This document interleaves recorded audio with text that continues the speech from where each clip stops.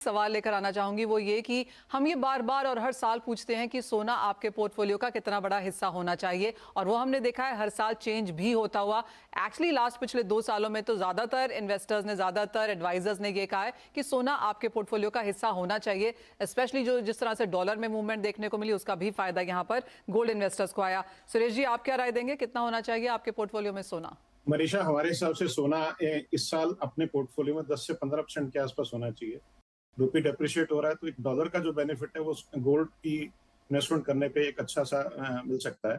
तो मेरे हिसाब से 10 से 15% आपके पोर्टफोलियो में इन दिनों में, क्योंकि इन्फ्लेशन का भी डर है, इंटरेस्ट रेट हाइक के भी, इन्फ्लेशन का मेजरली अगर हम बात करें, और ग्लोबल जो जियोपॉलिटिकल जो कंडीशंस हैं उनको भी देखते हुए अपने पोर्टफोलियो में 10 से 15% का गोल्ड का पोर्टफोलियो में होना चाहिए। 10 से 15%। आप क्या कहेंगे, कितना होना चाहिए सोना एक पोर्टफोलियो में?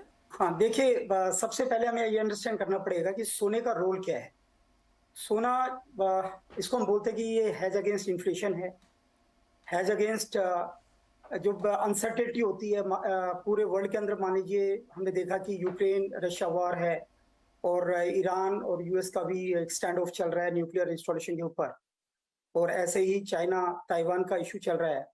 और यू नेवर नो कि वर्ल्ड में जिस हिसाब से डायनामिक्स चेंज हो रहे हैं, जियोपॉलिटिकल कंडीशन चेंज हो रही है, सिचुएशन बहुत ही डिफिकल्ट होती है, एंड मार्केट के अंदर काफी अनसर्टेनिटी बनी हुई है। तो ऐसे केस में सोना as a hedge against uncertainty, against bad times, as a safe haven investment इसको मानते हैं। अगेन सोना as a hedge against currency risk है, as a hedge against inflation है। तो मेरा मानना है कि सोने का एक बहुत बड़ा रोल है, और एज ए पोर्टफोलियो डाइवर्सिफायर, आपने रिस्कियर एसेट्स में पैसा लगाया हुआ है तो आपका कुछ पैसा सेफ हेवन एसेट्स के अंदर भी होना चाहिए, और गोल्ड एक बहुत ही अच्छा सेफ हेवन इन्वेस्टमेंट है। और मेरे हिसाब से कम 10 से 15% का मिनिमम आपके पोर्टफोलियो में ये होना चाहिए।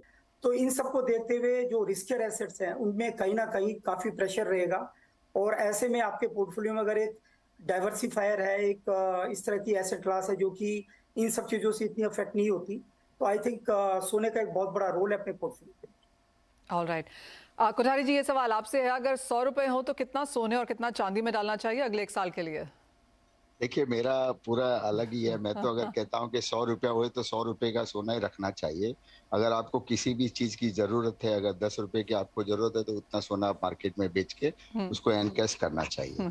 एक कहावत है कि हमारे परदादा जी और दादाजी कहते थे कि जब बेटा जब दाल और चावल के भाव बढ़ जाए तो सीधा बाजार में जाके सोना खरीद लेने का।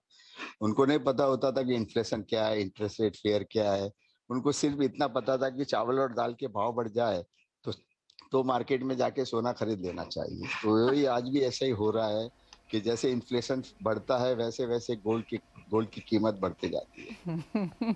ऑलराइट, तो ये पूरा का पूरा पैसा यहाँ पर सोने में डालने वाले हैं। फिरोज, सभी लोग अपना पोर्टफोलियो यहाँ पर पूरा बनाते हैं, लेकिन हम सोने चांदी की बात तो यहाँ पर करते ही हैं, लेकिन बियॉन्ड सोना चांदी जो बाकी कमोडिटीज हैं, क्योंकि यहाँ पर भी उठापटक देखने को मिली है, जैसे कोठारी जी कह रहे हैं दाल चावल के प्राइसेस भी बढ़ रहे हैं। अगर हम मेटल्स देखें, एनर्जी देखें, एग्रीकल्चर कमोडिटीज देखें, एक पोर्टफोलियो में उनकी कितनी जगह है?